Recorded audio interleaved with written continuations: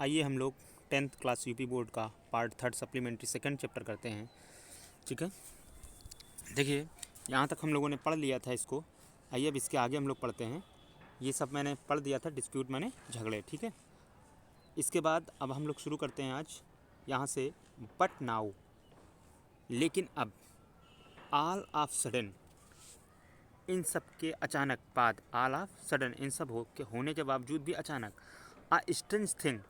Strange माने अजनबी, thing माने चीज़, मेड इटसेल्फ फेल्ट, अपने आप हुई, ये महसूस हुआ। ठीक है ना। बट नाउ, लेकिन अब, ऑल ऑफ द सडन, अचानक ही, द स्ट्रेंज थिंग, एक अचानक घटना, मेड इटसेल्फ फेल्ट, महसूस होने लगी। क्या? The boy who appeared so common, the boy यानी लड़का, हु माने जो, अपीयर्ड माने दिख रहा था या उभर कर आ रहा था, सो कॉमन इतना साधारण, बिफोर पहले, he sat down on the mound, before यानी पहले, ही माने वह, सैट डाउन यानी बैठा हुआ, द माउंड यानी टीले पर, looked so different now, looked माने दिख रहा था, सो माने इतना, डिफरेंट माने बिल्कुल अलग या भिन्न, नाउ माने अब। तो इस पूरी लाइन का मतलब क्या हो गया, आप समझ गए होंगे। द बॉय, बहुत ही एक अचानक अपने आप सभी बच्चों को महसूस हुई ये घटना। क्या? कि द बॉय हु अपीयर्ड, जो बैठने से पहले बच्चा साधारण दिख रहा था, वह अब बिल्कुल ही भिन्न दिखने लगा था। ही हैड बिकम ग्रेव, ही माने वह, हैड बिकम हो चुका था, ग्रेव एंड सीरियस, ग्रेव यानी गंभीर, सीरियस माने बहुत ही आपका, आप यहाँ पर सीरियस का मतलब गंभीर लीजिए और ग्रेव का मतलब शानदार या रौबदार लीजिए। ठीक है ना। दोनों ही सिनोनिम्स के तरीके यूज की जाती हैं, परंतु यहाँ जब अलग अलग यूज हुई हैं तो आप इसका अलग अलग ही अर्थ लें। ठीक है, इसका मतलब आप रौबदार लें और इसका मतलब सीरियस माने गंभीर लें। एंड और हिज टोन, उसका जो बात करने का तरीका था, एंड मैनर, तो हिज टोन यानी उसकी आवाज़ जो थी, एंड मैनर उसका तौर तरीका, वर सो स्ट्रेंज, बिल्कुल अजनबियों के तरीके था, एंड इम्प्रेसिव, प्रभावशाली था, दैट कि the rest of the boys, the rest of boys का मतलब उन बच्चों में बचे हुए, द रेस्ट माने शेष बचे हुए, ऑफ द बॉयज़ उन लड़कों में, a little fretted, a little यानी थोड़ा सा, फ्रेटेड माने भय यानी डर आया था या डर रहे थे। फिर उसके बाद still they thought it was fun, still अब तक, दे माने वे, थॉट माने सोच रहे थे, इट वाज द फन ये एक मजाक है, एंड और वंस अगेन दोबारा फिर, they put up a fresh case before him and once more to give his judgement, and और वंस अगेन दोबारा फिर, दे माने उन्होंने, पुट अप यानी रख दिया, आ फ्रेश यानी ताज़ा केस एक घटना, बिफोर उसके सामने, हिम एंड और वंस मोर दोबारा एक बार फिर, ही गेव उसने दे दिया, हिज जजमेंट अपना फैसला, and and this went and this went on for hours together, यह घंटों और घंटों तक चलता रहा। He sitting on the judgement seat, listening to complaints and pronouncing state sentences with the same gravity till it was time to return. क्या हुआ इसका मतलब? ही सिटिंग, वह बैठा रहा, ही सिटिंग ऑन द जजेस seat, and this went on, ये घंटों घंटों चलता रहा, ही सिटिंग ऑन द जजेस सीट, वह जज की सीट में बैठा रहा, लिसनिंग टू कंप्लेंट्स, वो शिकायतों को सुनता रहा, एंड प्रोनाउंसिंग, उनके सुनाता रहा, प्रोनाउंसिंग माने बोलना या सुनाना, सेंटेंसेस यानी वाक्यों को, तो यहाँ पर हो जाएगा आदेश सुनाता रहा। ठीक है, विद द सेम ग्रेविटी यानी उसी गंभीरता के साथ, टिल तब तक,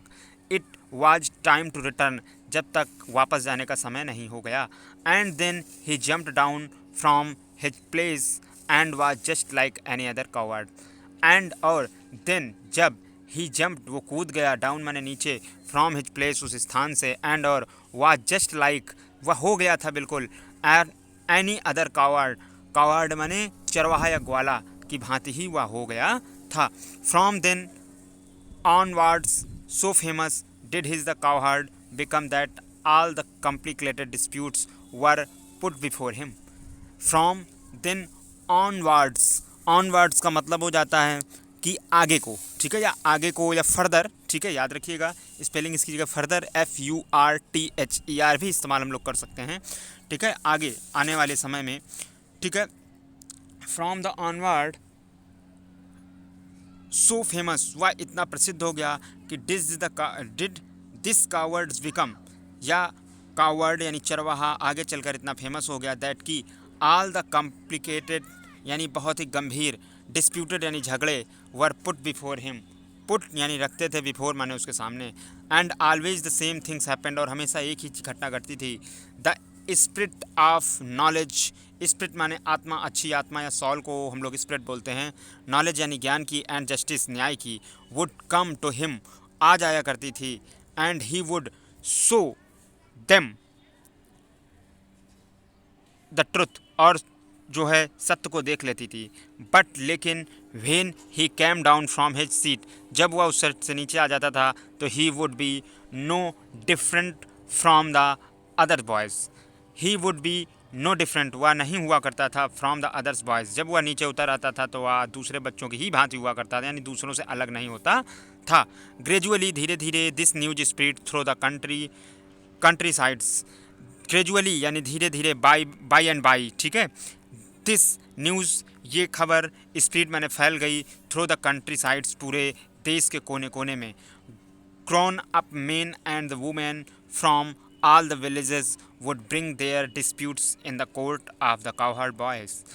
grown up यानी बढ़ने लगा, मैन एंड वुमेन, लोग, आदमियों और औरतों का आपस का झगड़ा, फ्रॉम एंड विलेजेस यानी एक गांव से दूसरे गांव तक, व्यक्ति करते करते, और वुड ब्रिंग्स वे लाने लगे, देयर डिस्प्यूटेस अपने झगड़ों को, इन द कोर्ट यानी उसके दरबार में, ऑफ द काउहर्ड यानी चरवाहे यानी ग्वाले के लड़के के में लाने लगे, एंड ऑलवेज दे रिसीव्ड, और वह सदैव प्राप्त करते थे, the judgement the that both sides understood, that जो कि बोथ यानी दोनों, साइड्स यानी दोनों पक्ष, अंडरस्टूड समझ लेते थे, and so went away satisfied, और वे इस तरीके से जो है संतुष्ट होकर चले जाते थे। सो वेंट यानी इस तरह पर चले जाते थे, ये गो की सेकंड फॉर्म है, अवे सेटिस्फाइड वहाँ से दूर, संतुष्ट होकर, ठीक है। और आगे हम लोग करते हैं, देखिए वीडियो ज़्यादा लंबा नहीं हुआ अभी, और एक पेज कर लेते हैं हम लोग। हम लोगों का यहाँ तक हो गया, ग्रेजुअली तक। इसके बाद नाउ द किंग यानी राजा, who lived far away from the Ujjain, जो उज्जैन से थोड़ा दूर रहता था, हैं, उसका क्या था, नाउ द किंग यानी राजा, हु लिव्ड रहता था फार away from the Ujjain, Ujjain से थोड़ी दूर पर, हियर दिस स्टोरी ये कहानी सुनी, वेल अच्छा, ही सेड उसने कहा, that boy must have the differently sat on the judgement seat of the Vikramaditya, boy must have definitely, वह निश्चित रूप से ही बैठ गया होगा, the judgement seat of the Vikramaditya के न्याय के सिंहासन पर। The king's guesses was correct, the king's guess लगाते हैं ना हम लोग, बोलते हैं ना गेस लगा रहे हैं, हो सकता है, तो GUESS गेस की स्पेलिंग याद रखिएगा। द किंग्स या अपॉस्ट्रोफी एस लगा हुआ है, ध्यान रखिएगा इस चीज़ का, यानी राजा का अंदाज, वाज द करेक्ट सही था, as the ruin about the meadows were once Vikramaditya palace, as the ruins यानी बर्बाद हुआ, अबाउट द मिडोज यानी वहाँ पर घास के मैदान में, वर था, वंस यानी विक्रमादित्य पैलेस, वहाँ पर विक्रमादित्य का एक महल था। If just sitting on the mount bring wisdom and justice to the shepherd boy, if यद्यपि जस्ट सिटिंग वह वहीं बैठा होगा, ऑन द माउंट उस टीले पर, ब्रिंग्स विजडम एंड जस्टिस उसके जो बुद्धिमत्ता और न्याय आ जाता है, द शेपर्ड बॉय यानी उस ग्वाले के। ही थॉट उसने ऐसा सोचा, किसने, राजा ने, कि यद्यपि वह ऐसी जगह पर ही बैठता होगा, यानी उसी माउंट के टीले पर बैठता होगा जहाँ बुद्धिमत्ता और उसके उस चरवाहे के पास न्याय आ जाता है। Let us dig deep, let us आओ हम भी इसे, डिग माने खोद लें, डीप गहरा, एंड द फाइंड और उसे प्राप्त कर लें, द जजमेंट सीट को। ऐसा राजा आप सोचने लगा, ही थॉट उसने सोचा कि लेट अस डिग डीप, मैं इसे खुदवा लूँ और एंड फाइंड पा जाऊँ, द जजमेंट सीट यानी उस न्याय के सिंहासन को। I to shall sit on it, मैं भी इस पर बैठूंगा, ऑन इट इस पर, and hear all the cases और केसों को सुनूंगा। Then the spirit of the Vikramaditya will descend upon me as well as I shall always be a just king. Then तब द स्पिरिट यानी आत्मा ऑफ द विक्रमादित्य, विक्रमादित्य की आत्मा विल डिसेंड यानी उतर आएगी, डिसेंड माने उतरना, विल यानी डिसेंड उतरेगी, अपॉन मी मुझ में, एज वेल जैसे कि, as I shall always be a just king जिससे कि मैं हमेशा के लिए एक वैसा ही राजा हो जाऊंगा। सो विद द स्पैडस एंड सॉवेल्स, सो इस प्रकार या इस तरीके से, विथ माने साथ में, स्पैडेड यानी फावड़ा होता है जैसे मिट्टी खोदी जाती है, सॉवेल्स होता है जो नोकदार होता है, ठीक है, दो प्रकार के होते हैं, चफ्ठे और एक, तो वो फावड़े और निहाई के साथ, द ग्रेसी नॉल, ठीक है, वर the boys played was the ओवरटर्न्ड यानी वहाँ पर खोद डाला। द नॉल, नॉल का मतलब होता है शुद्ध आपका, अगर एग्जैक्ट मीनिंग लें हम लोग नॉल का, तो नॉल का मीनिंग आप सही से अगर जानेंगे, सॉवेल्स माने तो मैंने आपको बता दिया ज़मीन खोदने के जो फावड़े कुदाली, ठीक है ना, इस तरीके से बोलते थे, और जो नॉल होता था उसको माउंड का ही सिनोनियम से, ध्यान रखिएगा, कुछ अलग मीनिंग नहीं है ये। और क्या हुआ यहाँ से इसका अर्थ कि so with the sowels gravity grassy knolls यानी उस घास वाले मैदान को जो है, उस घास वाले मैदान को boy and the grassy knoll were the boys played जहाँ बच्चा खेला करता था लड़का, वाज ओवरटर्न खुदवा डाला, the boy who had been the self made जज वाज सोरोफुल, वह बच्चा जो खुद जज बन जाता था वाज सोरोफुल बहुत ही दुखी था। ही फेल्ट यानी उसने महसूस किया, something very dear to him was being taken away, something यानी कुछ, वेरी डियर यानी बहुत प्यारी चीज़, टू हिम उसकी, वाज बीइंग टेकन अवे उससे दूर चली गई है। At last the labours come on some things, at last अंततः, द लेबर्स यानी जो मजदूर थे, केम ऑन आए, ऑन समथिंग कुछ चीज़ लेकर, दे वो क्या थी आपको आगे वाले में मैं दिखाता हूँ, ठीक है। चलिए इसको अगले वाले में रखते हैं हम लोग, इसमें इतना ही रखते हैं, वीडियो को लंबा हो जाएगा नहीं तो।